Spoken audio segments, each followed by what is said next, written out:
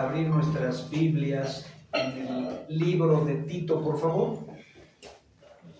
Tito, número 3, o capítulo número 3. ¿Le subes un poco, Luisa, por favor, al micrófono? A ver, ahí, un poco más. Ahí, gracias.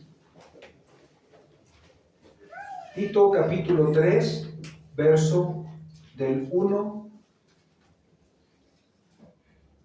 al 7. Voy a dar paso a la lectura. Tito, capítulo 3, verso 1 al 7.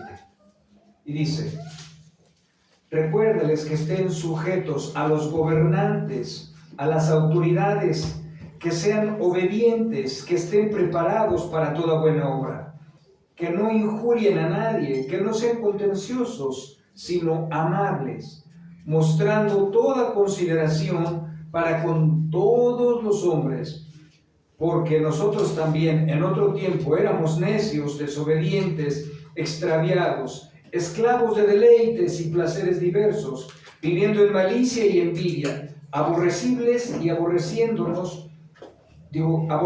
y odiándonos unos a otros.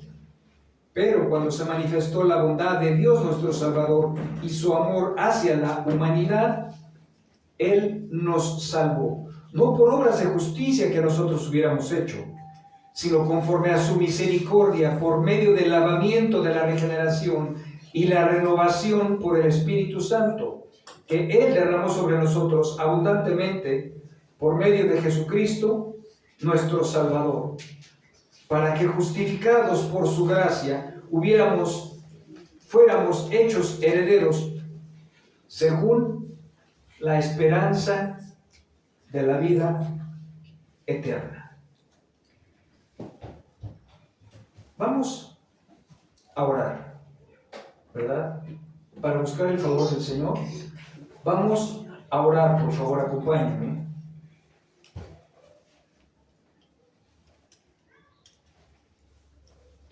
Amado Padre, estamos agradecidos de que nos permitas congregarnos para exponer el Evangelio, para adorarte como una iglesia local.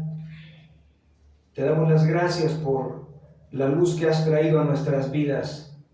Agradecemos que nos hayas perdonado nuestros pecados en Cristo. Agradecemos el crecimiento que otorgas a la iglesia, oh Dios. Gracias porque nos permite ser funcionales y útiles en la iglesia local. Gracias por las personas, Padre Santo, que has traído hoy, que te ha placido en tu soberana voluntad. Gracias por derramar tu amor en nuestros corazones, oh Dios.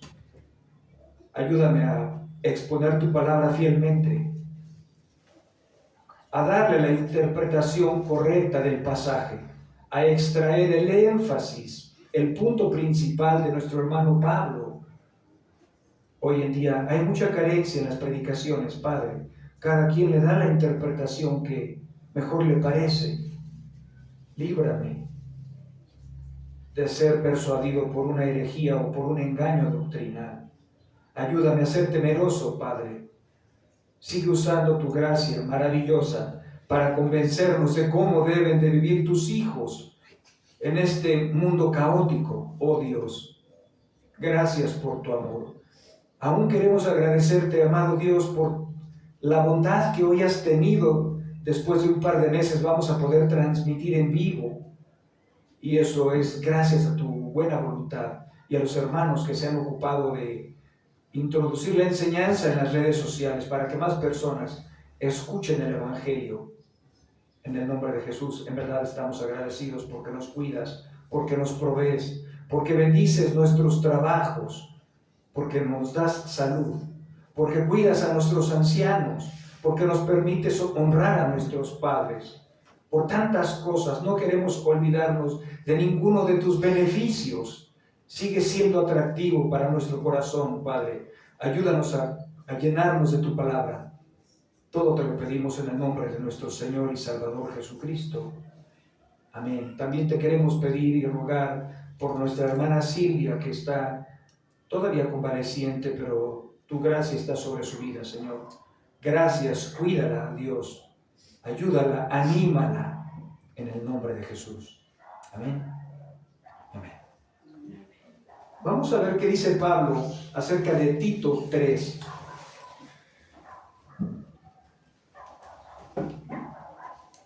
Le titulé La bondad de Dios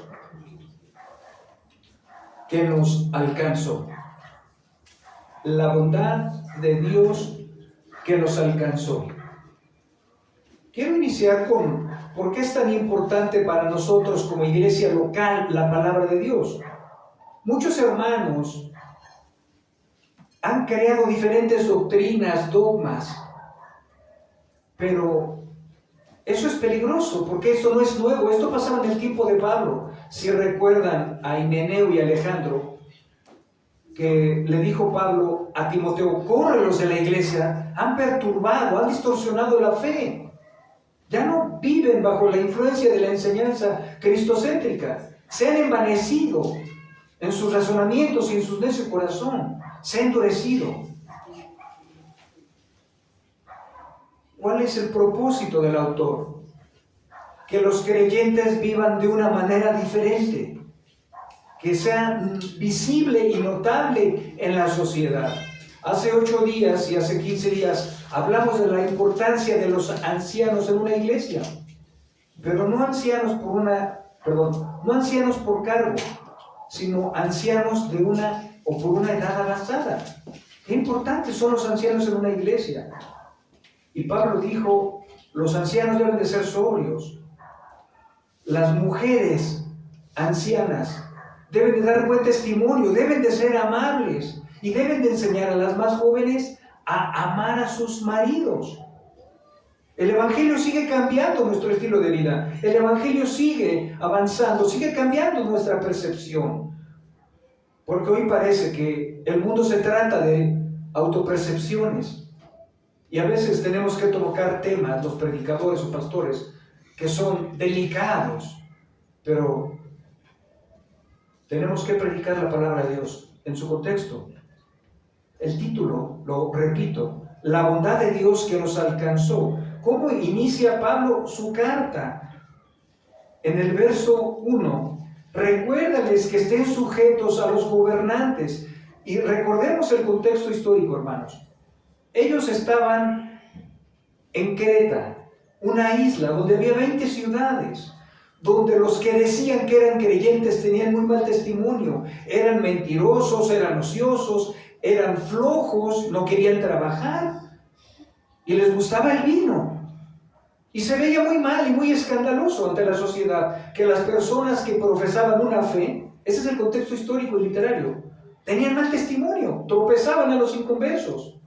¿Qué decían los inconversos? Salen de una iglesia y hacen lo mismo que nosotros. No hay distinción, no hay diferencia.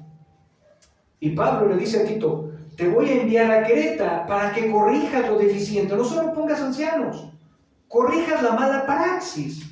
En el griego es mal comportamiento. Eso no está bien. Pero había una situación muy delicada y la cual tengo que tocar porque si no, no vamos a comprender por qué le dijo Pablo esto a Tito. Pablo le ordena a Tito: recuérdales que se sujeten o que estén sujetos a los gobernantes. ¿Por qué lo diría? Y el contexto histórico le da mucha vida al pasaje. Deberían de estar en obediencia y se presuponía que los creyentes deberían de estar en obediencia subordinándose a las autoridades, pero no siempre sucedía eso. No solo en estos tiempos, sino tampoco en esos tiempos. Y había una razón muy poderosa. En ese tiempo, en el Imperio Romano, se había vuelto un opositor, el emperador Nerón. En el 64 después de Cristo, Nerón tenía 2 motivaciones muy tiranas y perversas. Y la más fuerte de todas, incendió Roma para culpar a los cristianos de ese tiempo. Y astutamente crear o generar una persecución para quitarles sus casas, para encerrarles, para golpearles y a otros matarlos. Él mismo incendió Roma, lo puedes ver en la historia.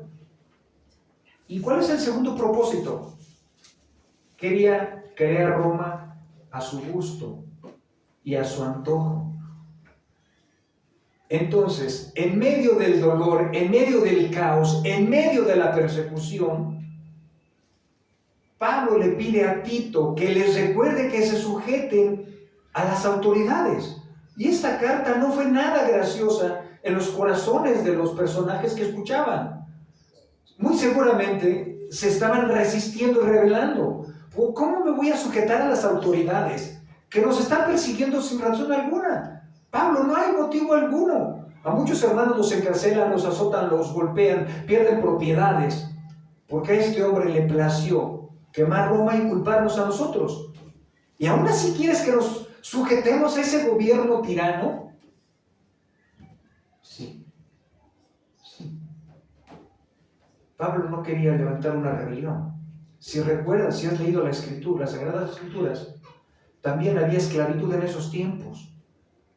Pero Pablo no vino ni intentó abolir la esclavitud. No vino a levantar a los hombres en armas contra el gobierno. No vino a crear un caos mayor del que se estaba generando. Y en ese sentido y en ese contexto tan difícil para los cristianos de esos tiempos, ¿qué les dice Pablo a Tito?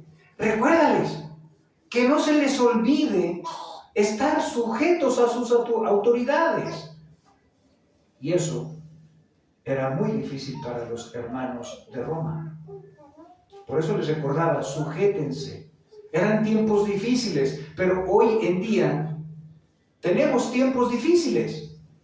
Hoy la gente se quiere levantar en contra del gobierno, pero los creyentes debemos estar, eso es una parte de la aplicación, debemos estar sujetos a las autoridades. Yo tengo un carro y yo no puedo decir, bueno, yo no voy a sujetarme a CEMOVI y yo voy a circular aunque el gobierno dictamine que no circulo. A mí eso no me interesa. Es donde Pablo dice, debes estar sujeto a tu autoridad. Con el hoy no circula. No importa si te parezca correcto o no correcto. Pero también eso crea un peligro. Porque tenemos que tener discernimiento para saber en qué sí nos vamos a sujetar a las autoridades y en qué no nos vamos a sujetar a las autoridades.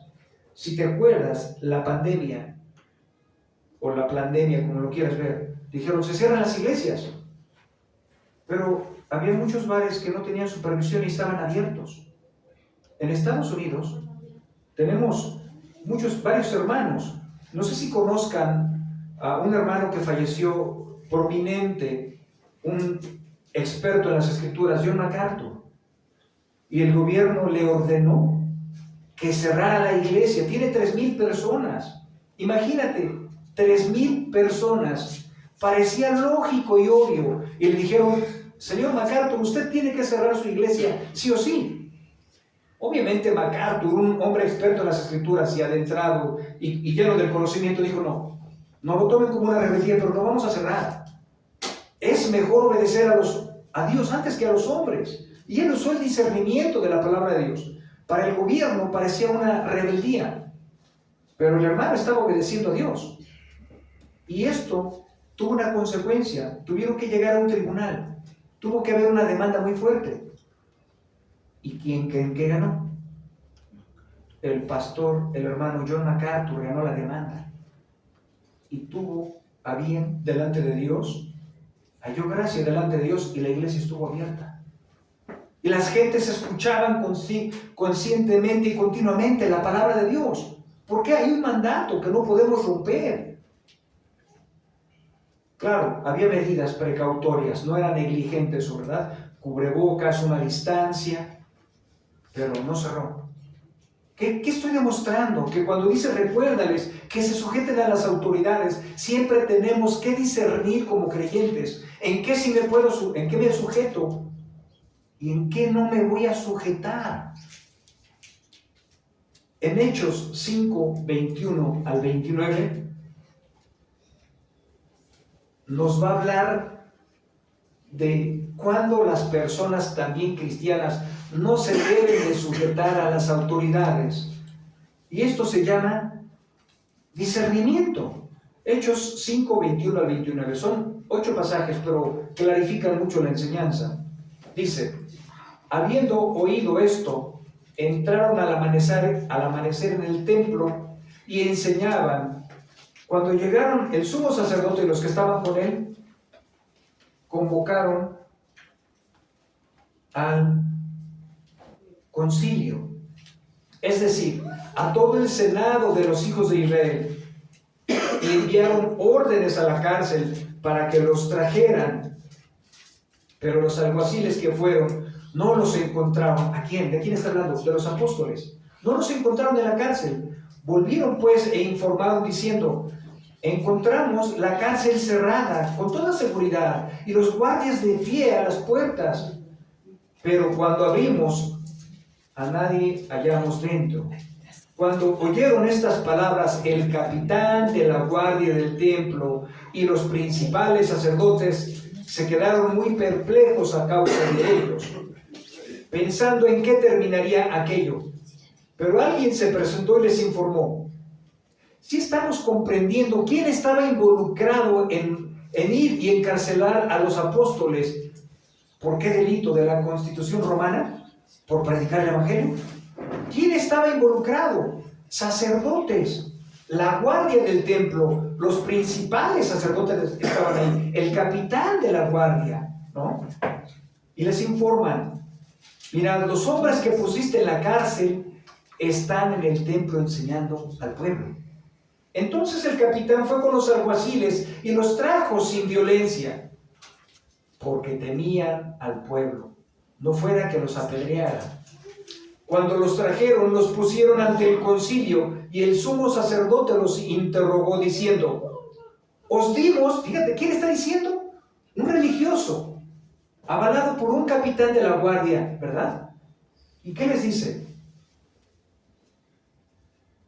Cuando los trajeron, los pusieron ante el concilio, y el sumo sacerdote los interrogó diciendo: os dimos órdenes estrictas de no continuar enseñando en este nombre, o sea, en el nombre de Jesús.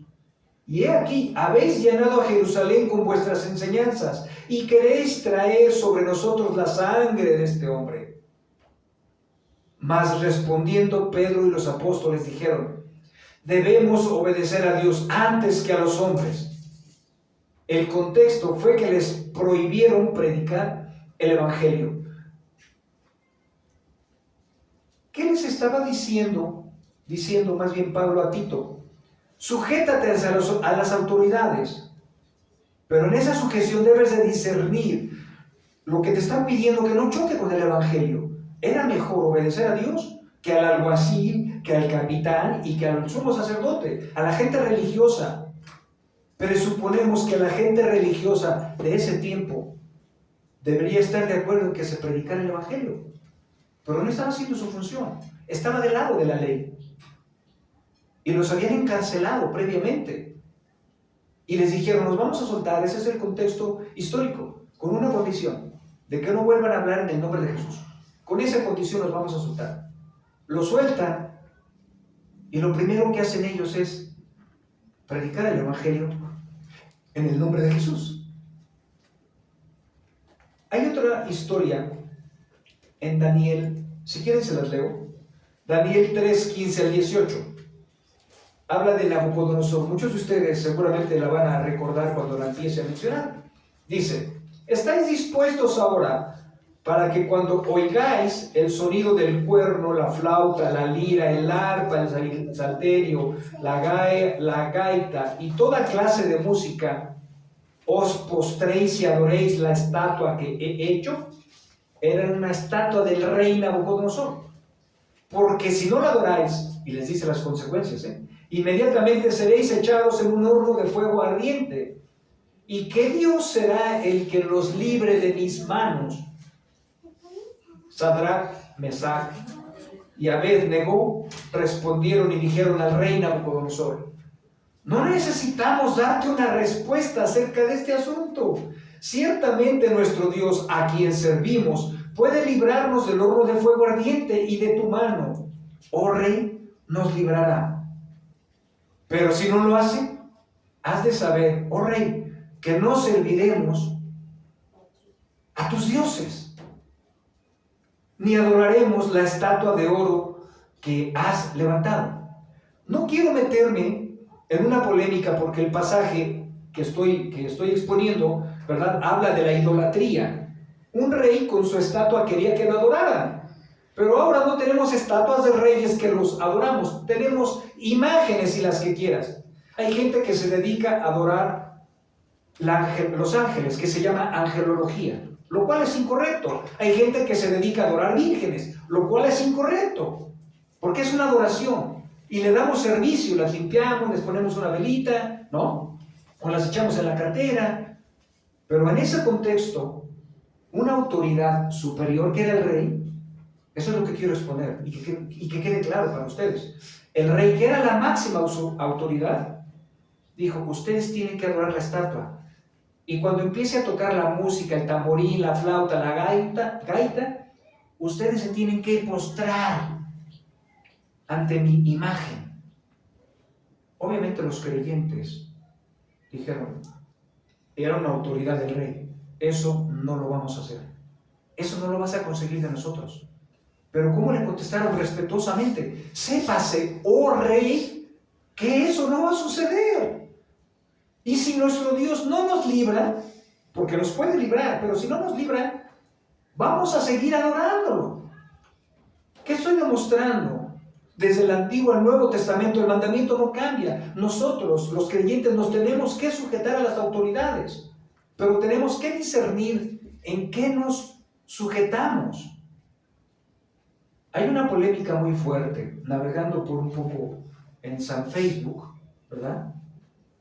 Me encontré que una policía, ustedes ya lo deben de saber, la querían despedir, la querían sancionar, porque un hombre, género masculino, vestido de mujer, quería entrar al vagón de las mujeres. El mismo gobierno no tiene una claridad en este tema. ¿Por qué lo digo? Es mejor sujetarse a Dios antes que a los hombres, porque dice, el mismo vagón dice hombres y otro vagón dice mujeres. Entonces, si llega un transexual, va a decir: bueno, entonces yo no me puedo subir al metro porque no compagino, no empato. Si llega un binario, va a decir: bueno, yo tampoco puedo caber aquí porque es hombres y mujeres y yo no me creo en ninguno de los dos géneros, que no es un género. Y querían obligar a la policía a sancionarle y a darle un curso. Yo mandé un tuit y dije: el curso se lo deben de dar al jefe del metro, para que comprenda que Dios en creación, y no es religión, es creacionismo, creó dos sexos nada más, hombre y mujer. Si la gente se autopercibe un elefante como mujer, como lo que quiere ser el problema de la gente. ¿Por qué estoy hablando de esto? Porque quieren imponernos. Si tú ves a un hombre, no le puedes decir: hola señorita, buenas tardes, aunque se ponga a gusto, porque es un hombre. Y estamos hablando de género, ¿no? Estamos hablando de biología, de ciencia, y la ciencia es una biología. La autopercepción es un constructo de las personas, que hay un daño emocional y moral. Si yo le quito un cabello a un homosexual y lo llevo a un laboratorio, me va a arrojar por ese cabello información genética. Él es un hombre, pero él se puede sentir lo que quiera y lo respetamos, al menos yo lo respeto. Pero que no nos impongan sus ideologías de género, porque no las vamos a aceptar los creyentes. Es mejor obedecer a Dios antes que a los hombres. Es una determinación. En muchos países esto que digo te cuesta la cárcel y la vida. Pero como Pablo estamos dispuestos a pagar el precio. Son cosas muy fuertes, porque sí sabes que están cerrando iglesias cristianas. Y me muero de ganas de decirlo, el gobierno está a favor de eso. En Chiapas están matando a gente cristiana. Los están sacando de sus casas, sus parcelas, sus terrenos. ¿Quién crees que son? Como en el Antiguo Testamento, los curas, los católicos y las autoridades. Despojando. ¿Por qué delito? Por predicar el nombre de Cristo trae conflicto a una nación. Sí, trae conflicto. No sé si sepas, esto no es política, pero es cultura general. A Milei, el nuevo presidente de Argentina, también se le están yendo al cuello, por lo mismo. A Putin, el presidente de Rusia, es lo mismo. Yo acepto que alguien diga, se autoperciba como mujer siendo hombre, está bien, pero aquí no van a hacer sus marchas en Rusia. Tenemos que discernir en qué sí debemos de obedecer al gobierno, no en todo lo que te pidan, ¿no? El aborto, eso no es una elección, eso va en contra del mandamiento. La gente tiene que ser responsable, el sexo es para dentro del matrimonio. Tenemos que comprender la Biblia en su contexto para que nos bendiga, nos dirija. Estos hombres estaban bien convencidos, Sadrach, Mesach y Abednego. No nos vamos a postrar ante tu estatua, no vamos a servir a una estatua. No estamos dispuestos a hacer ello. Y si nos va a costar la vida el no hacerlo,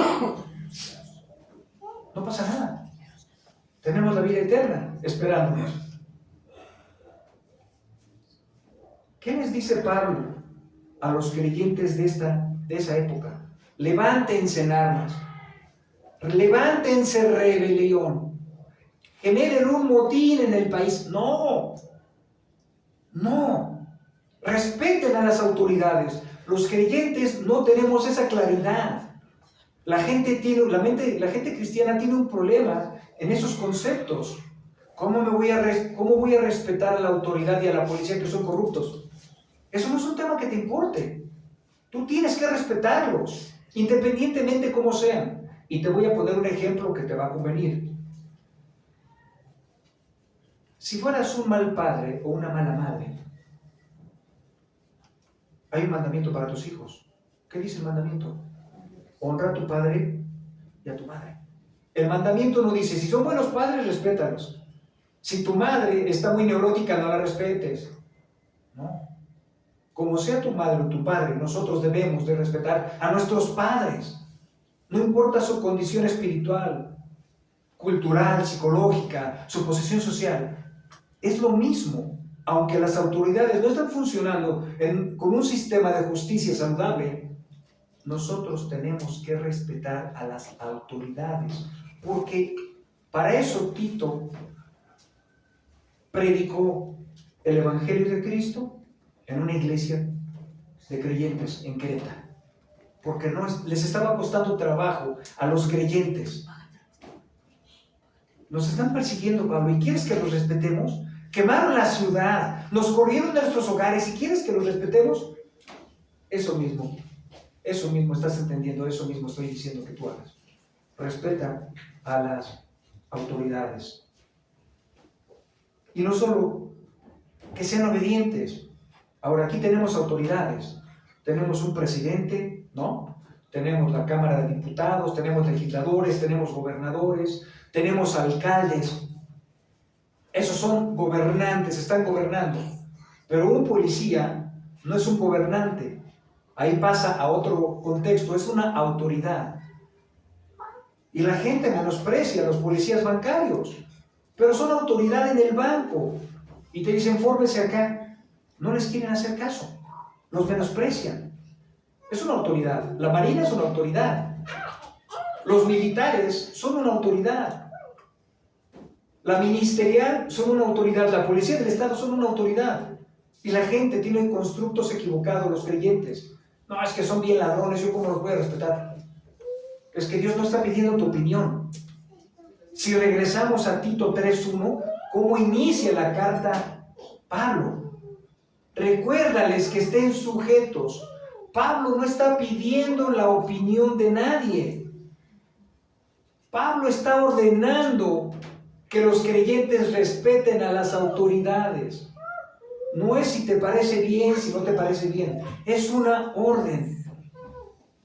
Los que tienen hijos, ¿cómo te cae cuando le das una orden a tus hijos y no lo hacen? Oye, te pedí que tendieras tu cama y ya va a mediodía y no lo has hecho. Es una orden. Las órdenes se dan ¿para qué? Para obedecer. Para obedecer. Y es lo mismo que sucedía aquí. Deben de estar los creyentes preparados para toda buena obra. Que no injurien a nadie. Que no sean contenciosos. ¿Qué es eso? Yo conozco un hermano de otra ciudad, que no voy a decir, ni menos un hombre, que es muy contencioso con las autoridades.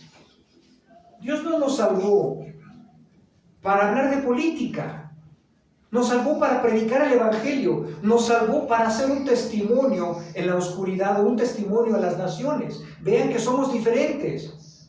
No nos salvó para, a menos que seas diputado, claro, ¿verdad? Pero este hermano no es diputado, pero se involucra tanto en la política que llegan a subir de tono sus pláticas. Y va en contra de esto, que nadie injurien, que no sean contenciosos, sino amables. ¿Sabes que lo que está diciendo Pablo son las características de los hijos del reino? Que sean amables. Hoy parece que eso es algo que no se ve en los creyentes. ¿Cuántas veces los mismos creyentes dejan de ser amables? Pero fíjate, eres amable con los que te caen bien o con los que te convienen. Fíjate lo que dice el pasaje. Sean amables mostrando toda consideración. ¿Para con quién? Para con todos los hombres. Oye, yo quiero hacerte una pregunta sin que me la respondas. ¿Hay alguien que te cuesta mucho trabajo? En tu familia, un vecino, el de la carne que es malhumorado. Alguien, piensa en alguien que te cueste mucho trabajo. Los creyentes que somos bíblicos no tenemos alternativa. Es una orden el ser amables, no es si te parece, si te trató bien, si te habló bien. Dice, no paguéis mal, no paguéis mal por bien. No paguéis mal. Si alguien te daña emocionalmente, no le tienes que pagar por mal vengándote. Ya no estamos en la ley del talión, ojo por ojo y diente por diente. Tenemos que ser amables aún con las personas que son difíciles. ¿Por qué? Pablo, ¿cómo crees? Con los romanos. Sí. Porque al ser diferente, acuérdense la predicación del domingo pasado, van a adornar la doctrina de Cristo. Había un propósito. Fíjate lo que dice el 3, y va a dar la razón, el por qué debemos de ser amables, el por qué debemos de respetar a las autoridades. Porque nosotros también en otro tiempo éramos necios. Está hablando de una vida sin Cristo, necios, desobedientes, extraviados, esclavos de deleites. ¿Qué es eso? Fornicación, adulterio, vicios, golpes, pleitos, tarot, llenos de inmundicia. Todo esto, deleites y placeres diversos, viviendo en malicia y envidia, aborrecibles y odiándonos unos a otros. Así éramos. Pablo, ¿por qué no nos podemos vengar de los romanos? Y dio un argumento muy lógico e inteligente, Pablo, porque ustedes también en otro tiempo eran como ellos son ahora. Ustedes eran desobedientes y rebeldes, desleales. Y ahora que ya fueron transformados por la gracia de Dios, ya no quieren sufrir el maltrato que ustedes hicieron cuando eran inconversos. Qué fuerte, ¿no? Ellos querían justicia, los cristianos. Sí, eso era lo justo delante de Dios. Y viene la parte más importante de todo el pasaje. ¿Cómo éramos? Pablo dijo, en otro tiempo. Fíjate el verbo que usó en pasado. Ya los cristianos no somos así, desobedientes a las autoridades. Si te dicen te pones el cinturón, te pones el cinturón. No se trata de lo que a ti te guste o te parezca. Porque a la medida que yo obedezco a las autoridades, le estoy demostrando amor a Dios, mi sujeción y mi amor. He dicho muchas veces este pasaje en San Juan. El que ama a Dios guarda sus mandamientos. El hecho que yo obedezca a la autoridad, me sujete a la autoridad, me subordine a la autoridad, le estoy demostrando a Dios mi amor por Él, aunque sean difíciles, aunque sean injustos. Pero cuando se manifestó la bondad de Dios, nuestro Salvador, y su amor hacia la humanidad, empieza a hacer candente el mensaje. empieza la delicia del Evangelio. Pablo va a hacer algo. Acuérdate que había 3 tipos de personas en la audiencia, 4. Había gnosticismo, ¿no? ¿Qué es eso el gnosticismo para los que no saben? Cosas que les gusta el misterio, lo místico, lo oculto, ¿no? Había el ascetismo. Los discípulos de Juan eran ascéticos, ¿no? Todo querían una santidad a través de su estilo de vida austero. Si me puedo comprar un buen carro, los ascéticos hoy en ese tiempo no había carros, ¿verdad? Pero se hubieran comprado un Volkswagen. Esos eran los ascéticos, aunque tuvieran mucho dinero, porque creían que a través de la austeridad económica podían elevar su espiritualidad, lo cual era un error. Y teníamos otro grupo muy conocido que todos van a saber quiénes son: los famosos fariseos, los legalistas, ¿verdad? Acuérdense de los 30 del Sanedrín que impregnaban el ambiente con su todo es pecado, todo está mal, todo el tiempo estaban condenando a la gente. Jesús les dijo: ustedes hacen, dicen, pero no hacen. Ustedes dicen mucho, pero no hacen eso. Lo que ustedes les demandan hacer a las personas que los escuchan, ustedes no mueven ni un dedo. Todo el tiempo estaban viendo cómo encuentras a un fariseo cuando se la pasa juzgando a los demás, cuando se la pasa criticando a los demás. Ese es un fariseo. ¿Te acuerdas las 2 personas que fueron a orar? Uno de ellos, el fariseo, inicia y se pone en su posición de autosuficiencia. Padre, gracias porque no soy como estos pecadores. Descendió al infierno cuando murió. Y llegó un pecador, convencido que era pecador, y dijo: Señor, sé propicio a mí, soy un pecador, reconociendo su condición delante de Dios. ¿Y qué hizo Jesús? Lo justificó.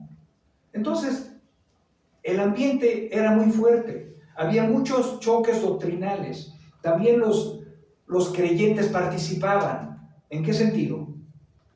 Decían: la salvación viene de Jesús o de Jehová, pero hay que hacer una obra, circuncídense el prepucio para ser salvos. Si no se circuncidan el prepucio, no van a poder ser salvos. Y estaba el ambiente muy pesado. Pero, ¿qué va a hacer Pablo astutamente? Va a destruir las obras del ser humano. Pero cuando se manifestó la bondad de Dios, nuestro Salvador, quiero aclarar, Dios no salva a nadie. Está viendo como Salvador por la obra de Jesús. Está dando una alternativa para que la gente no pague por sus delitos en el infierno. ¿Quién es ese autor? Era Jesús. Jesús es el que salva, no Dios. Pero Dios creó un escape en Cristo, nuestro Salvador, y su amor hacia la humanidad. Él nos salvó. Aquí hay un verbo impresionante que muchos ya conocen. Ese de nos salvó hace referencia a la soteriología, que tiene que ver con la salvación, que quiere decir liberación. Pablo, había judíos también que creían que eran muy justos. ¿Sí se acuerdan de ese pasaje que nosotros somos descendientes de Abraham? Y Jesús les dijo: no, si ustedes fueran descendientes de Abraham, las obras de Abraham harían. Cada persona que nace en este mundo necesita la salvación. Si no, ¿para qué muere Jesús? No son las obras de los seres humanos. Los seres humanos tienen una autopercepción engañosa. Hermano, yo pago mis impuestos, amo a mi esposa, no le engaño, no tengo vicios, soy un hombre trabajador, no robo, no mato, no violo. Son tus credenciales de autosuficiencia con las cuales vas a morir y vas a enfrentar la ira de Dios. Eso es lo que les estaba diciendo Pablo. Un mensaje muy duro, un mensaje muy directo, destruyendo el moralismo. Oye, imagínate cuántos padres de familia, cuántas mujeres que llevan a sus hijas al kinder no se creen buenas personas en sí mismas. Pablo va a destruir eso. Fíjate lo que dice el verso 5. Él nos salvó, no por obras de justicia. Los seres humanos, hay un problema, lo tengo que decir. El catolicismo romano vino a ser algo destructible para la sociedad. En el primer siglo, cuando se dio el catolicismo romano y empezó a florecer, ¿qué hicieron? buscar dónde sacar el dinero y lo sacaban de las personas, con la absolución de los pecados. Péguese en el pecho, 3 Aves Marías, échale en la cajita, pase con el sacerdote y ya con él confiesa.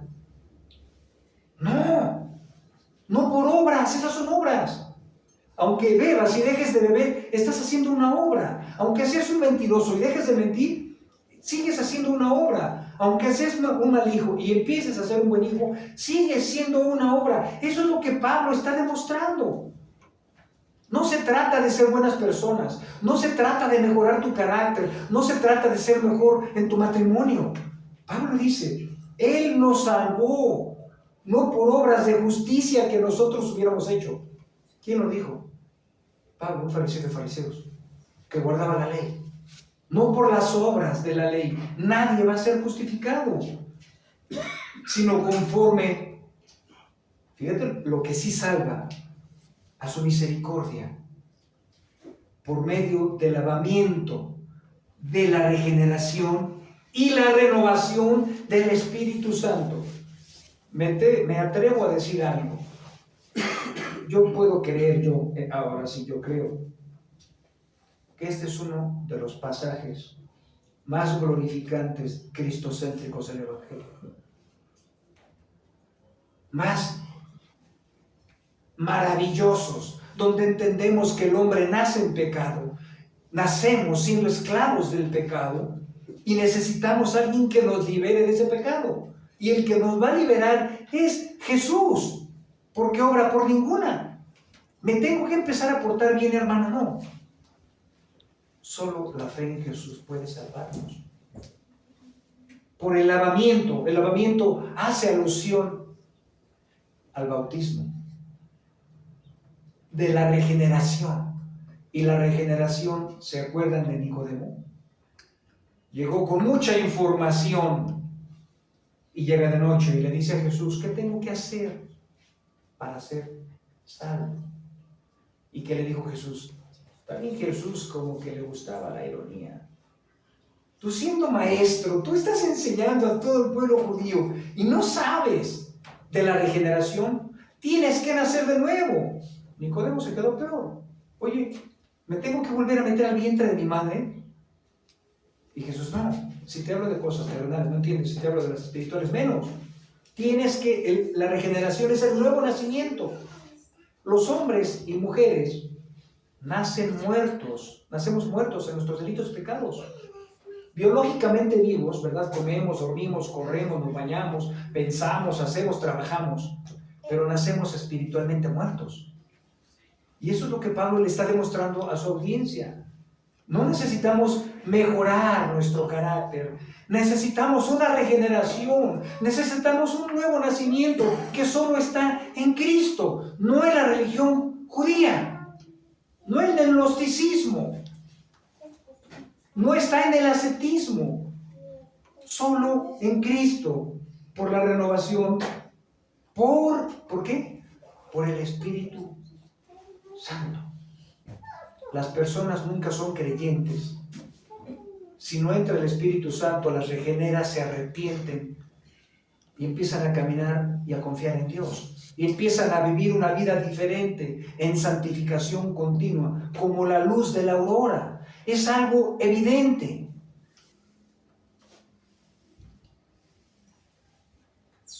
Lo que dice el pasaje 6 sigue siendo magistral, destruyendo las obras.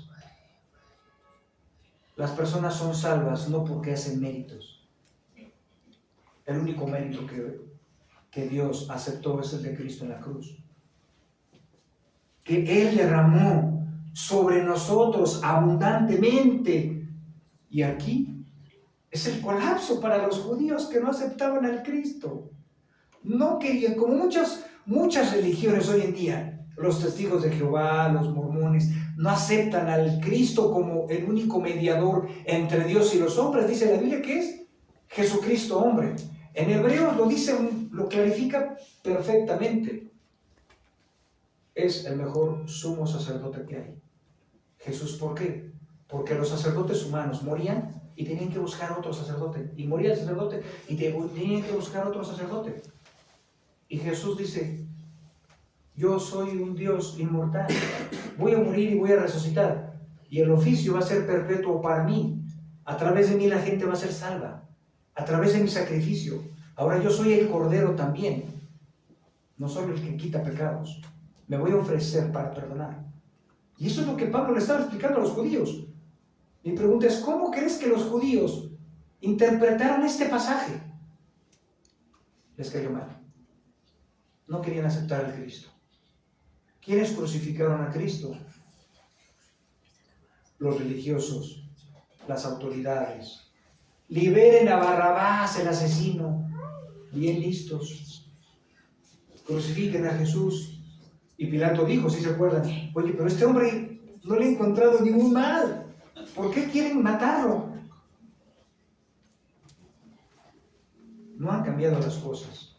Hoy a la gente religiosa quieren que escondamos esos pasajes que solo en Cristo hay vida eterna. Jesús dijo en Juan 14:6, yo soy el camino, la verdad y la vida, yo soy el agua de vida, yo soy el pan de vida. El que esté muerto, ¿muerto cómo? La gente nace muerta espiritualmente. Yo lo resucitaré. ¿Por qué está diciendo todo esto? Él derramó sobre nosotros abundantemente en medio de Jesucristo nuestro Salvador. ¿Cuál fue el propósito de que Jesús derramara su sangre? Justificarnos por su gracia, para que fuésemos herederos según la esperanza de la vida eterna. Hay una vida eterna. A veces los cristianos pierden la perspectiva, se concentran en las cosas de la tierra y se empiezan a mover aquí, en las cosas de la tierra. Y ese es un problema. Dice, busca primeramente el reino de Dios y su justicia. Y todo lo demás, comida, bebida, trabajo, va a ser añadido, pero la gente a veces busca más las cosas materiales, el trabajo, el afán, que las cosas de arriba. Debemos de comprender que Jesús va a venir. Y dice un pasaje que cuando venga el Hijo del Hombre hallará fe. Esto alegraba el corazón de los oyentes. Jesús va a venir. Y les recordaba el sacrificio de Cristo, que ellos estaban así, deteriorados, dañados emocionalmente, desobedientes, esclavos de placeres. Hoy en día, aún en los jóvenes hay un hedonismo. Hacen todo lo que les genere placer. No importa si está bien o está mal, si es bueno o malo. En su cerebro dicen placer es placer. Placer es placer. Y se genera el hedonismo y se genera la esclavitud a los deseos.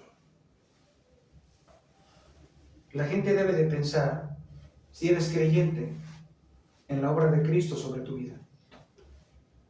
Propósito del pasaje, recordarle a los oyentes que los creyentes tenemos un testimonio, debemos de sujetarnos a las autoridades y debemos de ser amables con todos. Oye, con mi esposa también. Si tu esposa es todos, es todos. Con mi vecino, que es muy difícil, sí.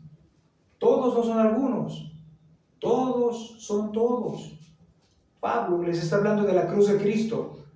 Si ustedes fueron renovados, si ustedes, miembros de Creta, fueron renovados y regenerados, ahora van a tener que tener un estilo de vida diferente. Ustedes van a hacer que su vida sea diferente. Jesús dijo, ustedes son la sal del mundo.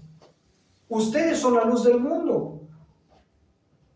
Tenemos que vivir los creyentes con un alto estándar de la justicia, del compromiso, de la verdad, en nuestros matrimonios, en nuestros trabajos, en la sociedad, que la gente vea que somos distintos, no por nuestras obras, porque Jesús nos perdonó. La gracia, cuando golpea el corazón de un cristiano, es algo visible. Ya no vas a ser el mismo, ya no vas a vivir para ti. Eso lo dijo Pablo. A la gente le espanta abandonar sus planes, sus méritos de orgullo. Ya no vivo yo, mas Cristo vive en mí. ¡Qué asombro, Pablo! Deberíamos de abrazar esa doctrina. Pablo no está diciendo que no tengamos planes.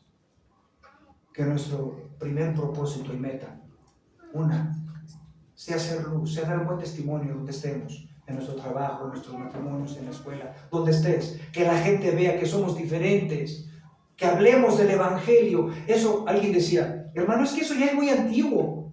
No, ir y predicar el Evangelio, ese es el deber ser. Cuando estás enamorado de alguien, o algo te cautivó, un trabajo, tu carro, no dejas de hablar de eso. ¿Por qué la gente deja de hablar del Evangelio de Cristo?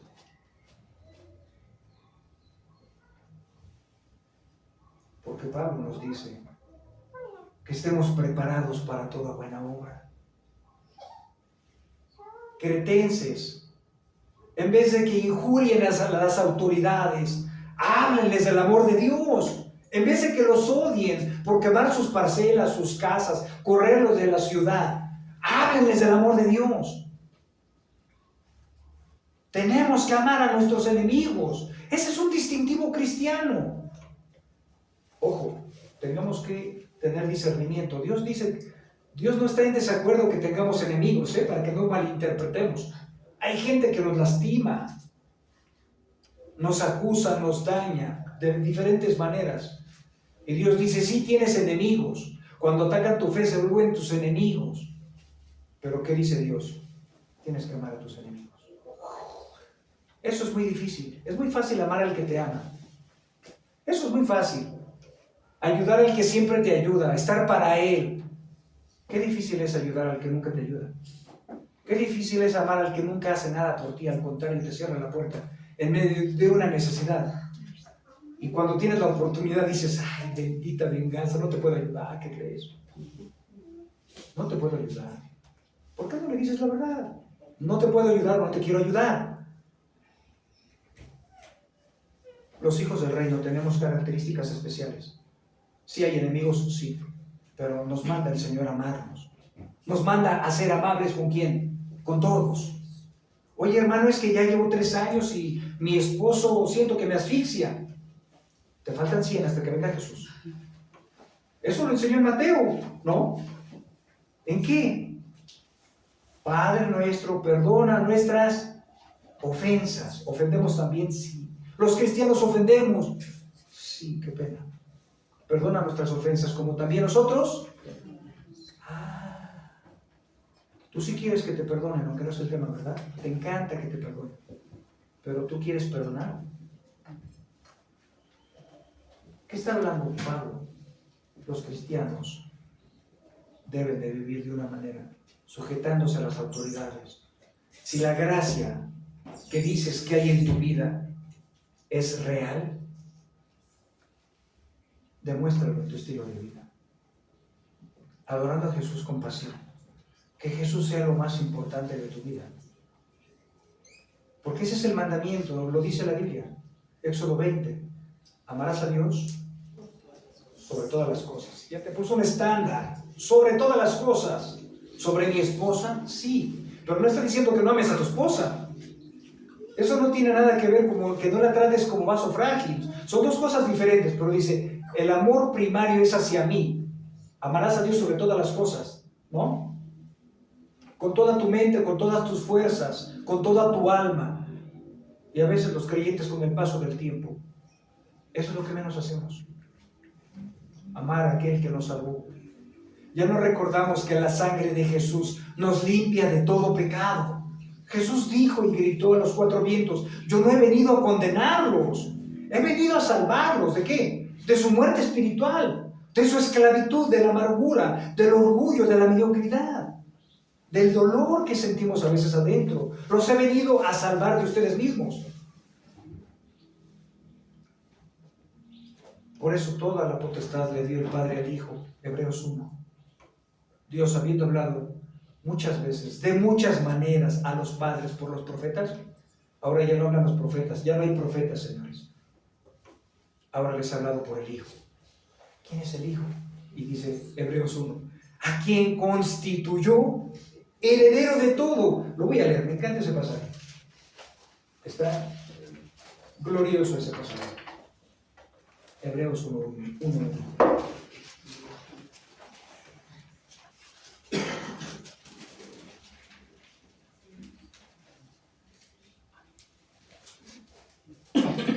Hebreos 1:1 dice: Dios, habiendo hablado hace mucho tiempo, en muchas ocasiones y de muchas maneras, a los padres por los profetas, en estos últimos días nos ha hablado por su Hijo, a quien constituyó heredero de todas las cosas, por medio de quien hizo también el universo. Él es el resplandor de su gloria y la expresión exacta de su naturaleza. Déjame decirte como brevario cultural, ¿sabes de qué naturaleza está hablando? De una naturaleza divina. En este pasaje podemos ayudarles a muchos hermanos unicitarios que están un poco extraviados. El unicitario no cree que Jesús es Dios. Y este pasaje dice, Él es el resplandor de la gloria y la expresión exacta de su naturaleza. ¿Cuál naturaleza? Su naturaleza divina. Ese es Jesús. Una naturaleza divina. Y sostiene todas las cosas por la palabra de su poder. Entonces, estamos comprendiendo un poco de quién hablaba Pablo. La regeneración produce una transformación visible, real. En Tito 1, 1 Timoteo 1:6, muchos se habían desviado, pero los creyentes genuinos permanecían en la fe. Los creyentes genuinos perseveran en la gracia de Dios, porque recuerdan a quién le pertenecen.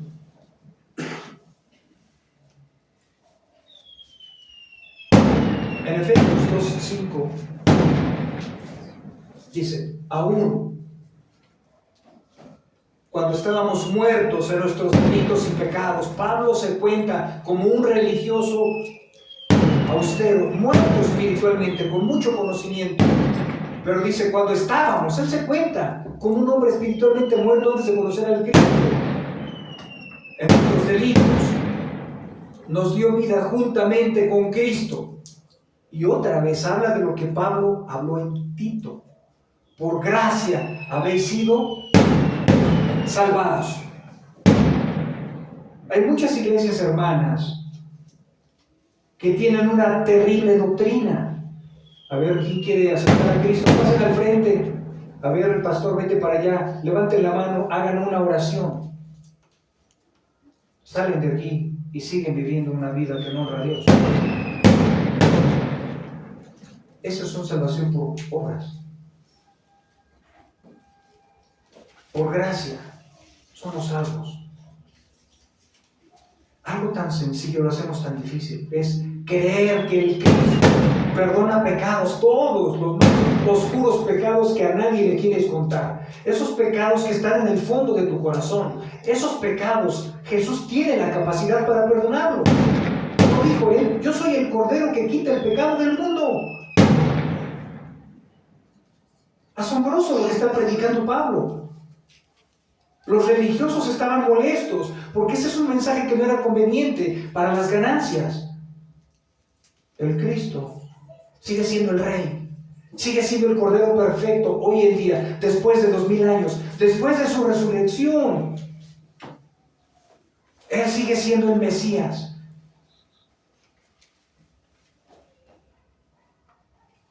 En Juan 6:47 dice, en verdad os digo.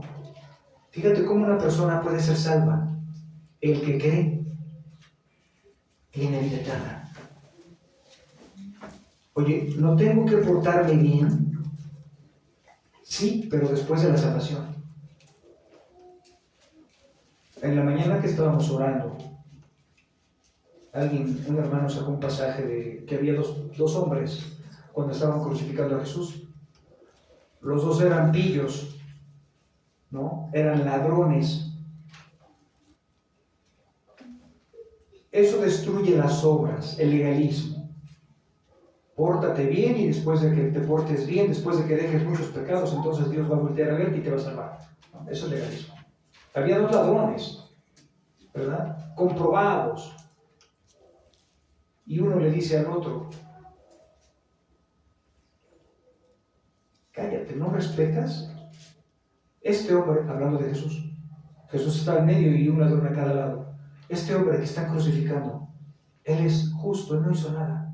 Y tú y yo, como ladrones, que no es un oficio, merecemos el castigo que nos están dando. Tú y yo sí, pero él no. ¿Y qué le dijo a Jesús? Acuérdate de mí cuando vengas en tu reino. ¿Cómo sabía el ladrón que iba a haber un reino venidero? Y dos, el ladrón no demostró a la sociedad que ya no iba a robar. Ya no demostró que le iba a pegar a su mano cuando intentara coger algo ajeno. ¿Qué utilizó? Y esto es algo de mucho ánimo para los que no son creyentes. Como la salvación es por gracia, gratis, don que no mereces. Mereces el infierno, pero Dios te paga con gracia y te salva.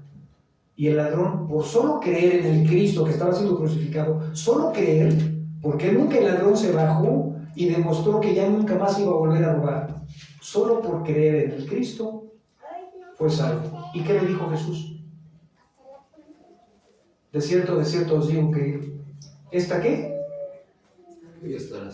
Hoy estarás conmigo en el paraíso.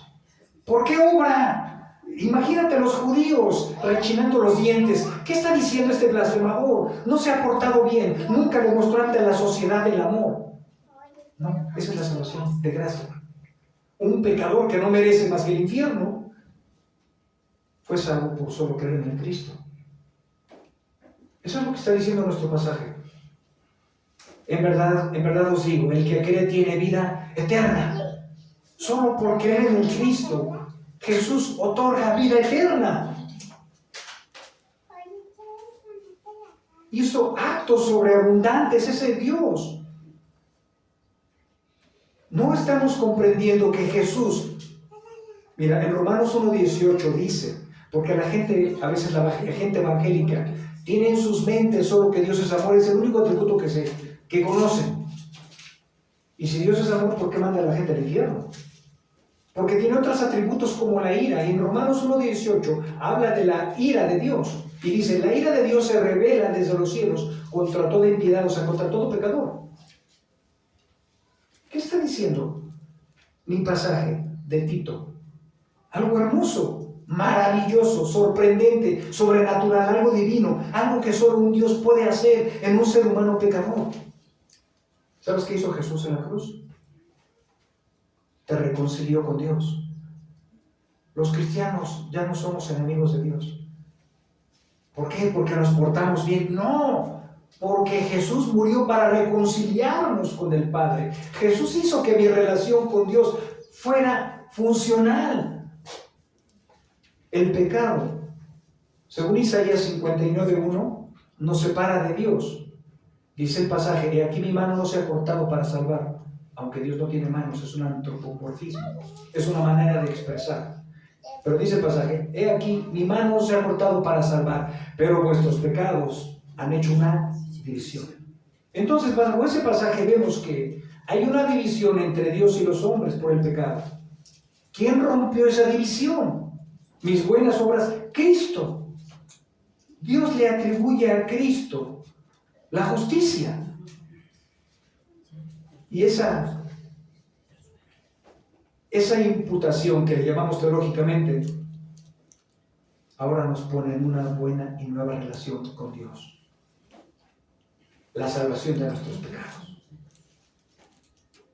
El amor y la gracia de Dios son dones que nadie puede ganarse, nunca. Aunque seas el mejor hijo, el mejor trabajador, el mejor esposo, la mejor esposa, por excelencia, no vas a poder ganar la salvación, es por gracia, disculpa que te lo diga.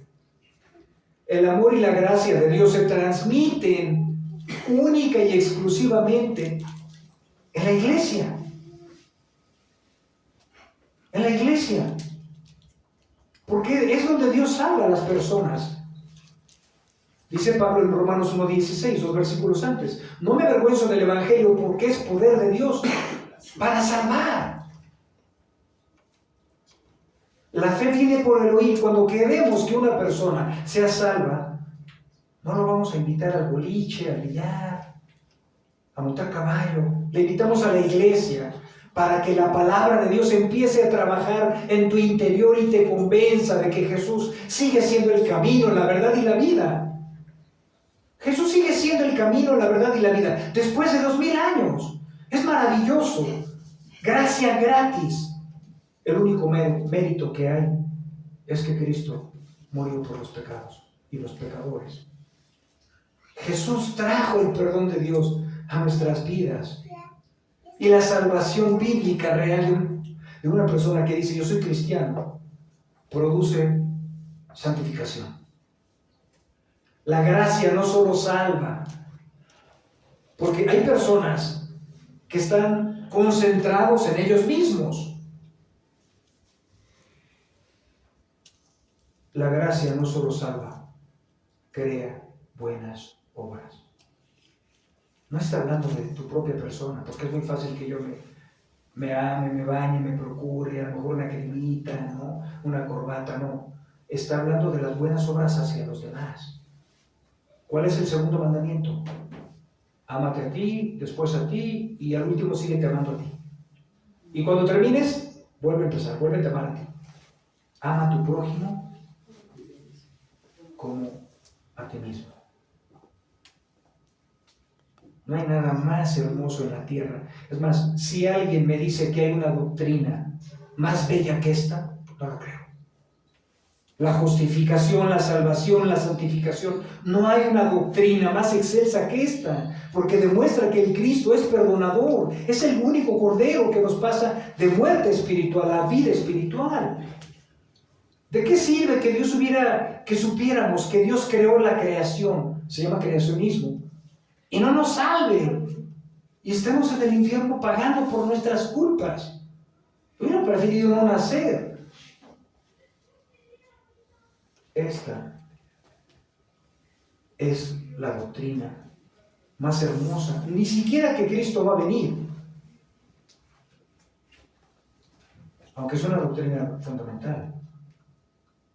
Pero si no me perdona, ¿para qué quiero que venga y me juzgue y me mande al infierno por mis pecados? Dice en Romanos 6, la paga del pecado es muerte eterna. Mas la dádiva de Dios es vida eterna.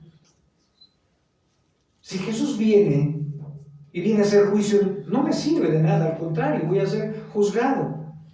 Pero si Él me perdonó y me salvó, yo creo que es mi mejor noticia, mis 53 años, cuando Él me perdonó. Cuando Él me siguió amando y me amó. Como dice Pablo en Tito 3, no por mis obras de justicia, conforme a su misericordia, me lavó en el bautismo, me regeneró, me dio una vida nueva, una identidad. Cristo rompió la enemistad con Dios.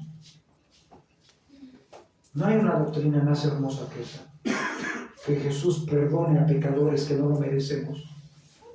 Hemos cometido adulterios, robos, pecados del corazón, envidias, mujeres amargadas, hombres maltratadores, ásperos, muchos pecados egoístamente. Y todos esos, cuando Jesús nos perdona, nos los lanza al fondo del mar. Y dice, y yo no me acordaré más de sus pecados.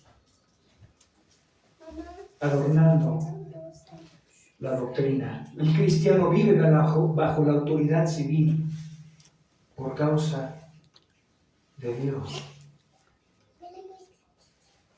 Debemos de aprender a vivir en orden.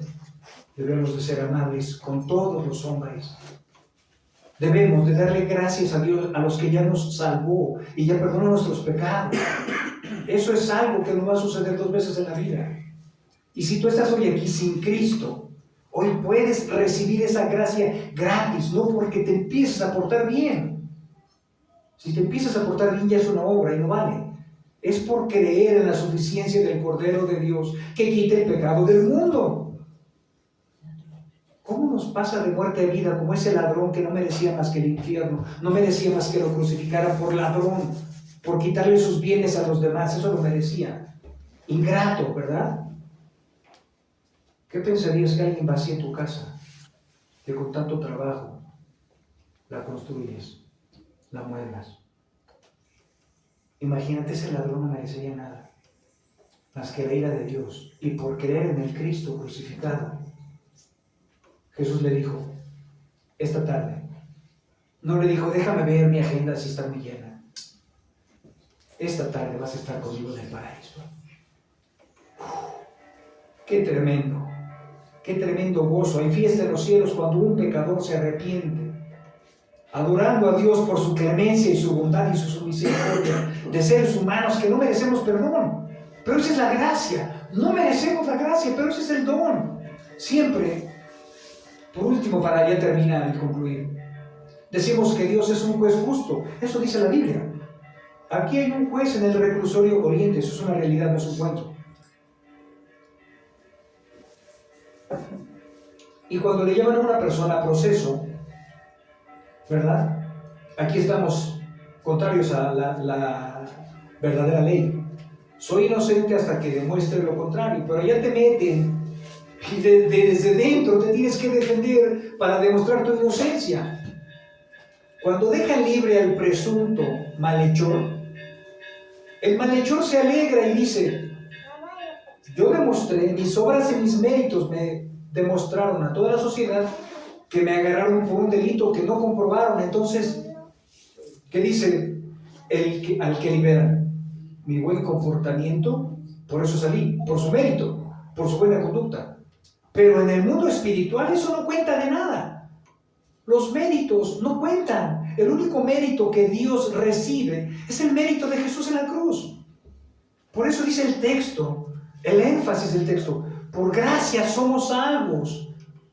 Y esto no es de vosotros, es don de Dios. Y el don es un regalo que no mereces, pero Dios lo otorga a través de Cristo. Solo por creer en Cristo. ¡Qué magnífico! Solo por eso, sí. Ahora que ya creo en Cristo, soy una nueva criatura. Y ahora voy a demostrar a la sociedad que voy a cambiar. Y empezamos ahora sí con las obras. A dejar vicios, a dejar las mentiras, a dejar las irresponsabilidades, a demostrar que somos miembros del reino de Dios, que somos un pueblo adquirido por gracia.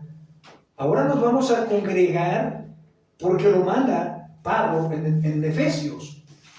La iglesia es un cuerpo, donde Jesús es el gobernante de ese cuerpo. No dice una fe, un cuerpo, un bautismo. Si hay algo por el cual debemos de continuar adorando a nuestro gran Dios y Salvador, es porque nos dio gracia cuando no la merecíamos. Nos salvó cuando muchas veces estamos más desesperados, más heridos, sin esperanza, cuando pensamos que la vida era tan fastidiosa, la esclavitud a nuestros propios pecados que nos hacían vernos más viles cada vez. Ahí es cuando Jesús nos salva y se revela como el único medio para perdonarnos. Esa es la gracia que salva y transforma. Por eso el título es La bondad de Dios que nos alcanzó. Si estamos hoy aquí, no es parte de la casualidad. Es que Dios nos está recordando que le pertenecemos y debemos de amarle y amarnos unos a otros como Él nos ha amado.